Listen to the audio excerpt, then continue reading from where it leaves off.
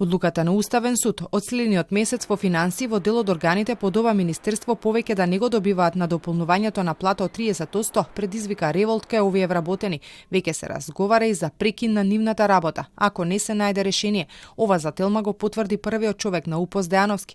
Од синдикатот веќе испратили допис до министерот Бесими со кој бараат да се потпише колективен договор и за овие вработени како што се случи во УЈП и Царина, кои со помош на тој договор сега од ваквата одлука на Уставен тие ќе се спасат. Доколку не се потпише веднаш колективни договори, доколку не се потпишат, постои опасност во време кога буџетот на Република Македонија за 2024 година е на собрание, да се прекине, како што кажа, вработниот процес во сите органи во состав на Министерството за финансии и во Министерството за финансии веќе да имаме проблем со внесење на буџетот.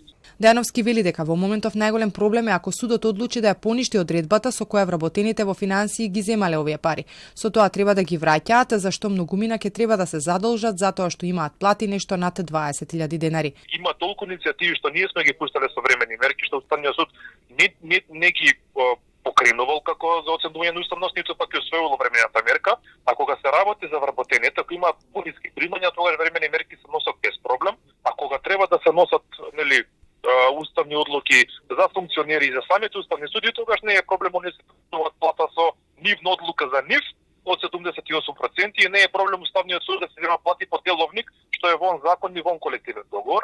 И додека се чека дали овие работници ќе треба да ги враќаат парите, се уште е неизвестно што ќе се случува со функционерските плати. Дали до крајот на годинава ќе се најде начин тие да се намалат. Со толкување на законот за буџети на почетокот на годинава, вработените во финансии дел од органите на министерството добија 30% додаток на плата. Тоа ги извади на улица оние од Царина и УЈП кои исто се дел од финансии, излегоа на протест и тие да го бараат зголемувањето, кое Бесими не го прифати. Проблемот се надмина со колективни договори кои сега ќе им помогнат да ја заобиколат одлуката на Уставен.